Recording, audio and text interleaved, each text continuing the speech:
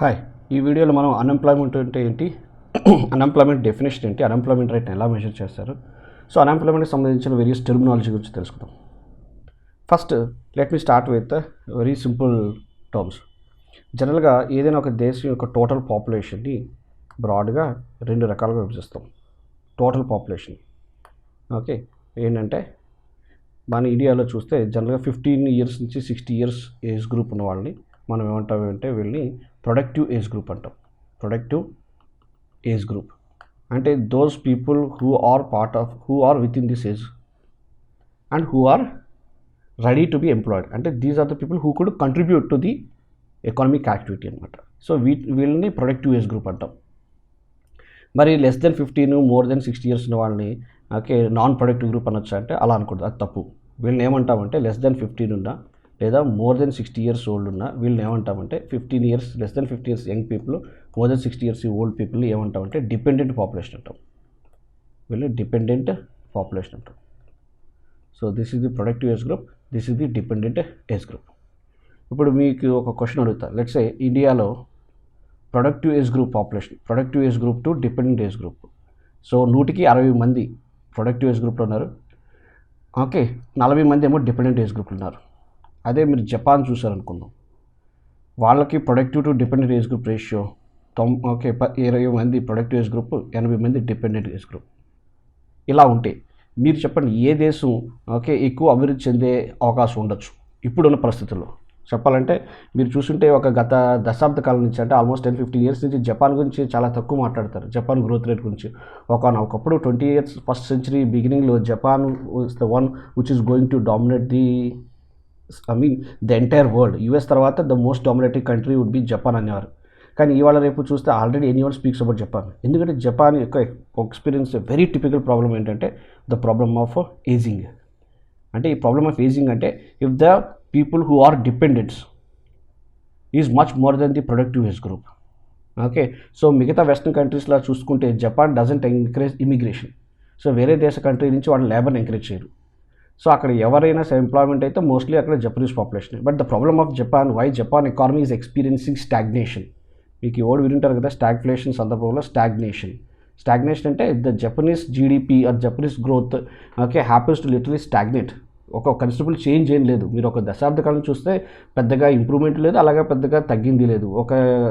Literally ఒక constant value దగ్గర అట్లా ఉండిపోయింది. సో దాన్ని స్టాగ్నేషన్. ఎందుకు Japan okay is experiencing the stagnation? The problem is ageing. Ageing అంటే ఏంటి? Okay very the dependent age group is much more than the productive age group. So మీకు అర్థం అవుతుంది కదా ప్రొడక్టివ్ ఏజ్ గ్రూప్ అంటే ఏంటి, డిపెండెంట్ ఏజ్ గ్రూప్ అంటే ఏంటి. అంటే ఇండియాలో వరకు చూసుకుంటే లెస్ దెన్ 15 years ఓకే వాటిని ఏమంటాం, చైల్డ్ లేబర్ అంటాం. Okay less than 15 years anyone working we call them child labour. And okay as per the law of this country employment of child labour is prohibited. మన beyond 60 years చాలామంది work చేస్తారు కదా, చేస్తారు. కానీ జనరల్గా మన వరకు ఏంటంటే మన ఇండియాలో 15 to 60 వరకు మనం ప్రొడక్టివ్ ఏజ్ గ్రూప్గా ట్రీట్ చేస్తాం. ఓకే సో నా మీకు ప్రొడక్టివ్ ఏజ్ గ్రూప్ అంటే ఏంటి, డిపెండెంట్ ఏజ్ గ్రూప్ అంటే తెలిసింది కాబట్టి let's go ahead and understand what is labour force. Labour force అంటే మన ఇండియా వరకు సంబంధించి those people who are part of working age group. Working age group అంటే 15 to 60 years ఐడియల్గా చెప్పాలంటే. సో లిటరల్గా చెప్పాలంటే మోర్ దెన్ 15 years అయ్యింది. All those people who are above 15 years old, more than 15 years and who are willing to work and looking for a job. అంటే ఎవరైనా సరే ఏదైనా ఒక జాబ్ అవకాశం కోసం ఎదురు చూస్తున్నారు డెస్పరేట్గా, లేదా ఆల్రెడీ వర్క్ చేస్తున్నారు, సరే రైట్ నౌ వర్కింగ్. ఓకే వీళ్ళందరినీ కలిపి మనం లేబర్ ఫోర్స్ అంటాం. అంటే 15 సంవత్సరాల ఏజ్ దాటి పని చేస్తున్నా, అంటే ప్రస్తుతం ఎంప్లాయ్మెంట్ ఆపర్చునిటీ వాళ్ళ చేతిలో ఉన్నా, లేదు ఎంప్లాయ్మెంట్ ఆపర్చునిటీ లేకపోయినా ఒక ఎంప్లాయ్మెంట్ ఆపర్చునిటీ కోసం డెస్పరేట్గా వెయిట్ చేస్తున్నా వాళ్ళందరినీ మనం ఏంటంటే లేబర్ ఫోర్స్ అంటాం.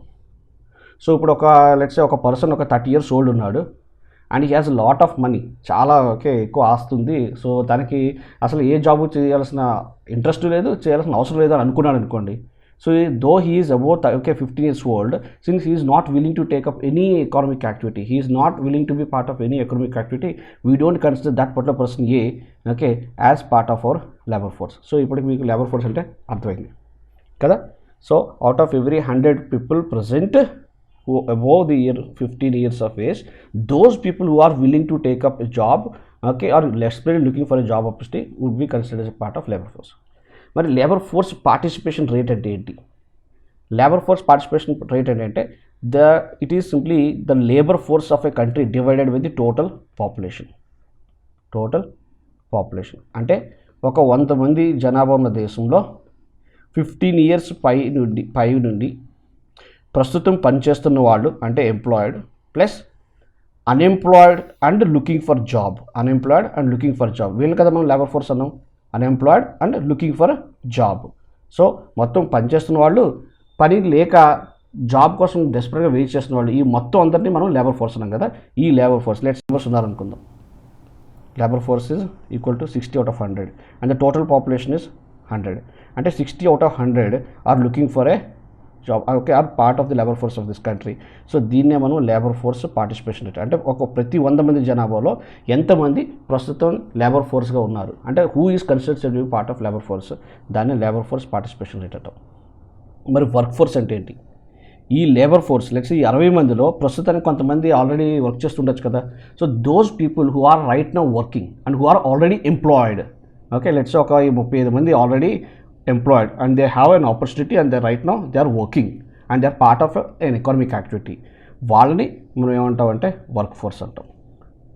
So they are already employed అంటే లెట్స్ ఓకే, నేనే ఉన్నా ఒక ఫ్రీలాన్సింగ్ చేస్తుంటా, నేనంటే వేరియస్ ఇన్స్టిట్యూట్స్లో క్లాసెస్ తీసుకుంటూ ఉంటాను. రైట్ నౌ ఇమాజిన్ నేను ఇది తప్ప వేరే యాక్టివిటీ లేదనుకుందాం, నేను జస్ట్ ఒక ఫ్రీలాన్సర్గా వేరియస్ ఇన్స్టిట్యూట్స్లో క్లాసెస్ తీసుకుంటూ ఉంటాను. I employed or not? Yes, even I'm employed as a professional. ఎట్లా? సెల్ఫ్ ఎంప్లాయిడ్ పర్సన్ నేను. అట్లాగే ఏదైనా ఒక చిన్న బిజినెస్ చేసుకుంటున్న పర్సన్స్ ఉన్నారు. ఓకే, సో ఎంప్లాయిడ్ అంటే ఏంటంటే మనం ఒక ఆఫీస్కి వెళ్ళి టెన్షన్గా శాలరీ వస్తే, ఓకే, లేదా గవర్నమెంట్ కంపెనీలో ప్రైవేట్ కంపెనీలో పనిచేసే వాళ్ళు ఎంప్లాయిడ్ కాదండి. ఎవరైతే తమకు తాము ఆక్యుపైడ్ అనుకొని ఉన్నారో వాళ్ళు చేసి ఏ పనైనా కావచ్చు. లెట్స్ ఒక సింపుల్ ఎగ్జాంపుల్ చెప్పాలంటే ఒక బెగ్గర్ ఉన్నాడు. ఓకే, సో అంతా బాగానే ఉంది. ఓకే, సమ్వేర్ ఒక 35-40 ఇయర్స్ బెగ్గర్ ఉన్నాడు. Okay, so he's since more than 50 years old and ఏంటి ఈయన ఏజ్ సమ్వేర్ అరౌండ్ 35 to 40 ఉంది. And he's very happy with what he's doing and he's not at all willing to take up any job or simply he's happy for what he's doing and the money he's receiving by simply begging. Okay, so even that particular person would be considered as an employed. అంటే నేనేం చెప్తున్నా, ఒకవేళ అట్లాంటి పరిస్థితి ఎవరైనా మీకు ఉంటే కనుక, అంటే వాడు చేసే పని వాడికి నచ్చి చాలు, నాకు ఇదే చాలు సరిపోతుంది నేను, and I'm thinking that I'm simply fully employed అనుకుంటే, even that could be considered as part of employment. So employment అంటే, ఎంప్లాయిడ్ అంటే ఖచ్చితంగా ఒక జాబ్ ఉండి, ఓకే, ఒక కంపెనీకి పనిచేసి ప్రతి నెల శాలరీ వచ్చేవాడు ఎంప్లాయిడ్ కాదు. సెల్ఫ్ ఎంప్లాయిడ్ పీపుల్ కూడా ఎంప్లాయిడ్గానే. అంటే ఏదైనా ఒక ఎకనామిక్ యాక్టివిటీలో మీరు పార్టిసిపేట్ చేస్తారంటే you are set to be employed అనమాట, అంతే. ఓకే, సో ఐడియల్ నేను ఎగ్జాంపుల్ చెప్పడానికి చెప్పాను తప్ప ఒక ఈ బెగ్గర్ అనేది జనరల్గా we don't consider, okay, these kind of people. But ఎందుకంటే కావాలని బెగ్గింగ్ చేసి వేరే ఏ అవకాశం అవసరం లేదు అనుకునే వాళ్ళు నాకు తెలిసి ఎవరు ఉండకపోవచ్చు. అందుకని నేను ఒక ఇమాజినరీ ఎగ్జాంపుల్ చెప్తున్నాను. ఎందుకు అంటే ఎంప్లాయిడ్ అంటే even self employed person is also part of employed person. So అర్థమైందా? So that's what I mean to say work force. So labour force అంటే అర్థమైంది, లేబర్ ఫోర్స్ పార్టిసిపేషన్ రేట్ అంటే అర్థమైంది, వర్క్ ఫోర్స్ అంటే అర్థమైంది. ఓకే, వాళ్ళు ఒక 60. So now let's go ahead with unemployed and unemployment rate. So unemployed అంటే ఎవరంటాం? Who is to be unemployed people are the number of unemployed people. ఎలా calculate చేస్తాం అంటే it is simply the labour force minus work force. I mean to say those people who are right now working and also desperately looking for a job opportunity, that is part of labor force. And right now whoever is working, that is okay, said to be called as a workforce.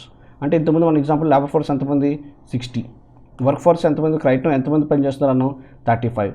So ఎంతమంది, okay, how many people are looking for an opportunity, desperate looking for an opportunity and unemployed and are not able to get a job, వాళ్ళే 25 members ఉన్నారు.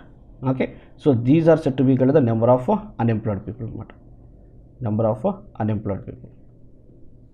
మరి unemployment rate ఎలా measure చేస్తాం? Unemployment rate ఎలా measure చేస్తాం? Simple అండి, దీన్ని unemployed total number of people who are unemployed by total population కాదు, total labour force. Total labour force అంటే ఇక్కడ అన్ఎంప్లాయ్మెంట్ ఎంతమంది ఉన్నారు? 25. టోటల్ లేబర్ ఫోర్స్ ఎంత? 60. So multiplied by 100 you get the percentage of unemployment ratio కానీ unemployment rate కానీ వస్తుంది. So 25 divided by 60 multiplied by 100 that gives you the unemployment ratio. Okay, so అది X% ఎంతైనా సరే మీరు క్యాలిక్యులేట్ చేయండి. 25 divided by 60 multiplied by 100. This is how simply formula ఏంటి? Labour force minus work force gives you unemployed divided by the total labour force gives you the unemployment rate అన్నమాట. Okay, so this is how we calculate unemployment. So I think okay you understood right. So మళ్ళీ చెప్తున్నాను, labour force అంటే people who are already working plus those people who are eager to take up a job given an opportunity together is said to be part of a labor force. Employed అంటే ఎవరు, ఏదైనా సరే ఒక economic యాక్టివిటీలో తమకు తాముగా engage అయ్యామని అనుకున్న వాళ్ళు ఎవరైతే ఉంటారో వాళ్ళందరూ కూడా ఎంప్లాయిడ్గానే మనం కన్సిడర్ చేయొచ్చు. Okay, not necessary he should be part of an organise sector, not necessary he should be part of a private company or a government company, anyone okay who could be employed by himself. I mean self employed people కానీ చిన్న చిన్న businesses కానీ ఎవరైనా సరే వీళ్ళందరూ కూడా ఒక economic యాక్టివిటీలో participate చేస్తున్న వీళ్ళందరినీ కూడా మనం ఎంప్లాయిడ్గానే కన్సిడర్ చేస్తాం. Okay, so I think it's clear. మీకు ఏమైనా డౌట్ ఉంటే మాత్రం కామెంట్ సెక్షన్లో పెట్టండి, I will try to address it. Okay, that's it.